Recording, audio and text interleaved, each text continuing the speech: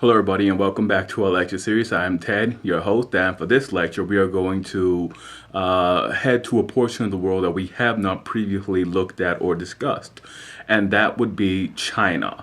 We are going to look at the dawning of Chinese civilization in this era. We're going to look at, in particular, two dynasties, two very important dynasties in Chinese history: the Shang and the Zhou. And the Zhou, the Shang and the Zhou. Sorry about that. And really, thus far, we've only really covered the rise of civilization in Mesopotamia and Egypt, Greece, and the Indus Valley. And Chinese civilization was developed in the far East, developed along pretty much the same lines. We've covered history down to just about 300 BCE in the Mediterranean world and in the Indus River Valley. And well, not just the Indus, but in India, I should say. We've covered history all the way down to that point, and now we're going to survey the developments in China before we continue any further. And to do so, we have to go back 3,000 years to roughly 3000 BCE. Now, China is known as the oldest continuous civilization in global history. It is not the oldest, but it's the oldest that is still in existence, that still traces its ancestry back to the the states and the urban centers that developed around 3000 BCE. Now, Chinese civilization developed a little after Egypt and Mesopotamia, and it developed in isolation. So early on, we noted how cities in the regions that we have examined so far were all interlinked by long-distance trade routes, and then by a supranational or inter-ethnic trade route that was based on the interactions of different empires and kingdoms. And in the East, all of those kingdoms and trade routes and ethnic states all came together into the Argead Empire, or the Macedonian Empire, during Alexander's third conquest. Now, China, for the most part, partook in the long-distance trade, but not the exchange of ideas or customs. During antiquity, China developed really in relative isolation from the other civilizations. So China, as a result, created an independent culture and established independent traditions. Now, a recurring trend that you may have noticed in our discussion is the impact or the role that geography played in the development of civilization, cultures, and ideas. Geography played an important role in Egypt, India, Mesopotamia, and of course in China. China, just like Egypt, has very distinct natural barriers, and these barriers fostered the development of a single cultural identity. This region was insulated from hostile neighbors. Now, the geographic features that will foster a tendency for these geographic features in particular will foster a tendency for isolation and isolationist policies within China. Now, within China, there are two primary geographic or climatic zones: northern China and southern China. Now, the core of China is a square-like quadrant that runs 1,000 miles from east to west and 1,000 miles from north to south. It borders on the Mongolian steppes and the Gobi Desert, the China Sea, the mountains of Tibet, and of course the tropical forests of Southeast Asia. Now, no border is impermeable, but these distinct borders were enough of an obstacle to discourage intruders and to allow China to develop a distinct national identity, a distinct cultural and national identity. These borders, the area within these borders is larger than Mesopotamia, Egypt, or the Indus River Valley, and this gave China a larger population base. Now, the Chinese, because of their separate development path and their limited outside interaction, and of course the one national policy that always seems to form within that quadrant, inculcated themselves with a special view of themselves and their civilization. In China, even though the area was vast, they always thought of their country, their civilization, had the only one in the world. They viewed their civilization as the birthplace of every innovation, with every other society merely imitating their achievements. There is some reason for this. In East Asia, China will take the lead in the development of the region, sparking advancements in Korea, Japanese, and of course Vietnamese, Thai organization. All of the states of Eastern Asia all sort of got their spark from China. China, of course, being the oldest civilization in that region. Now, China's influence would impact writing, literature, agriculture, pottery, science, and of course, art. When China engages with other states in global trade and learns of other polities, it views them as fringe societies, barbarians far, far away. The Chinese. They viewed their kingdom, their civilization, as the Middle Kingdom. They refer to China as the Middle Kingdom, the geographical center of the universe, and the geographical center of our world is their civilization. Now, the internal features of the region that splits China into two zones. Each features a great river system. In the north, there is the Yellow, and in the south, there is the Yangtze. Now, both rivers rise in the west and flow out to the Pacific Ocean. The zones of the river systems are very different. The only thing that they really have in common is that the rivers rise in the west and flow out into the east, into the Pacific Ocean. Other than that, everything about them is totally different, from their climate to soil characteristics and, of course, their temperatures. North China is very cold. It is more flat and it is dry than in the south. The soil in North China is best suited for wheat and millet cultivation. Now, South China is warm, it's humid, it's wet, it's hillier. The terrain is a bit rougher, and in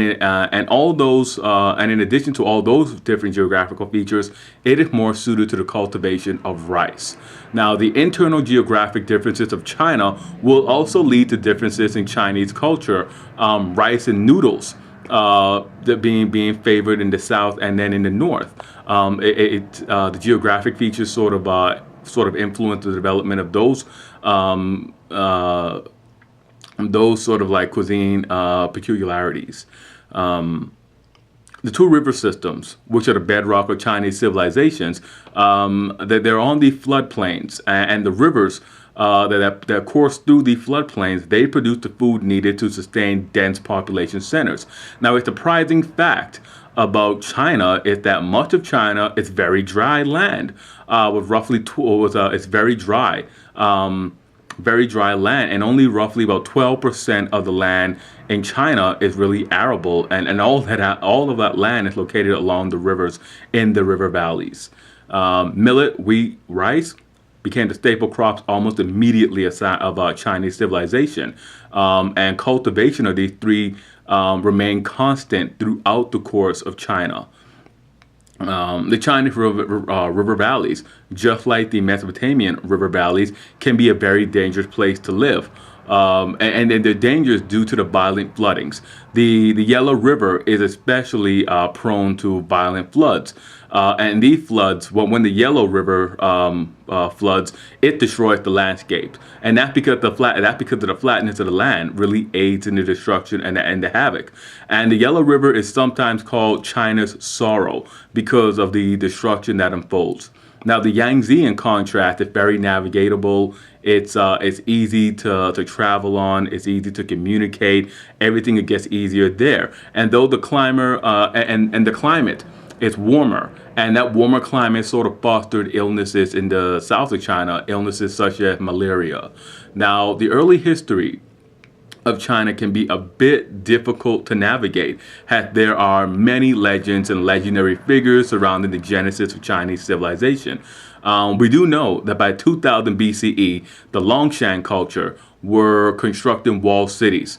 They were using a written script, and that written script of the Shang would serve as the modern precursor to the modern Chinese script. Now, the Shang culture also sees China begin weaving silk, making intricate casting of bronze objects, and of course crafting some very beautiful, some very nice black pottery. These cultural accomplishments of the Longshan seem to have developed independently in China. And in Chinese mythology, many of the technological advances have been attributed to a cohort of sage emperors. You have Shang, the divine farmer, who, being the divine farmer, is credited with inventing agriculture. You have Yu, who constructed the first ditches and embankments to control the rivers. He's sort of had the founder had the founding father of Chinese civilization that tamed the rivers, that prevented the flooding. You have Fuji, the ox tamer, and he introduced hunting and fishing and domesticated animals. Yao established the Chinese calendar. And important social rituals. You have Wang Di, the Yellow Emperor, who introduced the bow and the arrow, writing in ceramic, silks, carts, and boats. And of course, his wife is credited with silk manufacture, silkworm cultivation. Now, the first archaeological dynasty in China was the Shang dynasty, and this dynasty arose around 1600 BCE in northern China, along the Yellow River. And for the most part, the Shang dominion was limited to the Yellow River, limited to the floodplains of the Yellow River, though their cultural influence extends all the way down to the Yangtze River. Now, the Shang, they're best remembered for their use of oracle bones and their bronze work. Now, the greatest long-term contribution of the Shang was writing, which and their writing contains about 3,000 known pictographic characters, which are still in use. Many of which are still in use. Now, the Chinese appear to be the only East Asian culture to have an original written script. All other East Asian civilizations were inspired by the Chinese script. And most of the surviving examples of Shang writing comes from what we call oracle bones. And the oracle bones are animal bones or tortoiseshell fragments that were used to divine the future. It worked like this. You would take a piece of animal bone, normally a shoulder blade, the shoulder blade of an oxen, or you would take a fragment of a tortoise's shell, then you would pierce it with a hot bronze rod. And the ancestors of the person seeking advice would answer, and depending on how the bone split or crack, the priest would then be able to divine from those cracks what the ancestors said, and what the ancestors' advice was, what the ancestors' opinion, what the ancestors said. The priest would then take that crack and write out a prophecy and deliver the message to the family. And the practice was widespread. We have uncovered more than 200,000 bones and questions ranging from topics such as natural disasters to asking about harvest, to more personal matters such as whether the ancestors were happy and questions along those lines. Now, around 12,000 BCE, the Shang China had domesticated the horse. And the horse allowed them to introduce light chariots into combat, which became the dominant military weapon. The introduction of the chariot hints at contact between China and, at the very, very least, the Indo-Aryans. Now, Shang Emperor tombs, they contain these very elaborate, labor-intensive chambers that were covered with packed earth. The tombs contain bronze weapons, bells, boxes, drums, and of course tools. Now, the Shang was a strong centralized state with an absolute king, and their capital shifted around, but their final capital was a place called Anyang, and it's a very impressive site. It had these 30-feet walls. Now, the Shang eventually began to decline, and around 1050 BCE, a dynasty known as the Zhou supplants the Shang, or the Shang. Now, the Zhou dynasty lasts the longest in Chinese history. They're in power for roughly 800 years, all the way down to 221 BCE. The dynasty, the Chinese concept of power that this dynasty sort of rides into power comes from the idea that the ruler, that the emperor, that the great king in China is legitimated by the mandate of heaven.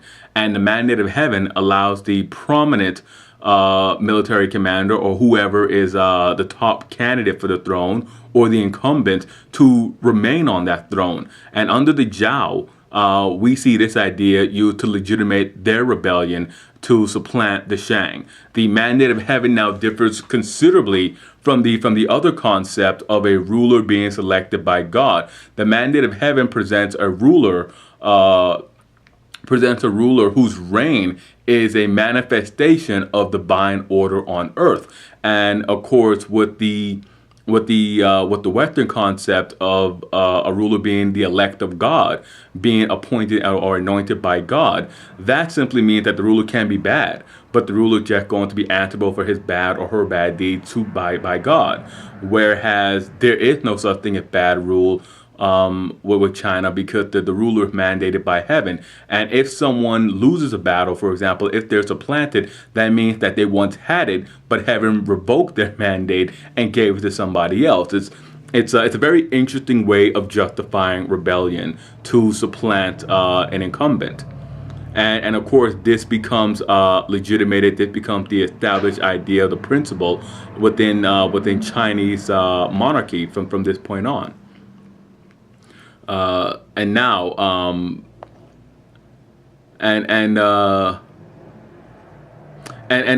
sort of one last comment on it. The idea of the mandate of heaven would eventually become a justifying rationale used by Chinese emperors, much the same way the later concept of the divine right of kings will be used by, let's say, the French monarchy or the Swedish monarchy under Gustav III, or even the divine right to king has promoted by the British king Charles I. It didn't work out well for Charles I, but it worked out pretty well for his nephew Louis XIV. But again, the mandate of heaven was sort of morphed into being this sort of rationalizing, justifying notion along those lines, while keeping open the tradition and the pathway for rebels to justify themselves with a successful rebellion by claiming that heaven ordains it. Now, the Zhou dynasty established a social and economic system that has been compared to feudalism. They granted large tracts of land to grandees, who became a landed aristocracy, and those grandees, that landed aristocracy, they became responsible for the administration and the governance of vast tracts of territory. And this system stands in contrast with the centralized state of the Shang.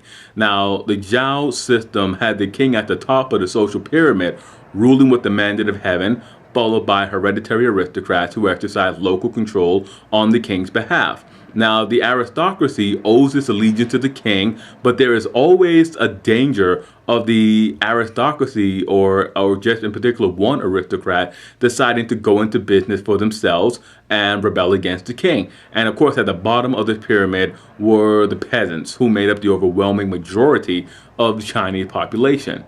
And in the individual villages, the arable land was often organized as one central field that the peasants all farmed for the local lord. Now, the central field was often surrounded by smaller plots that the peasants farmed for themselves. And under the Zhou, the population of China rose to an estimated 20 million by 600 BCE. The economy extends.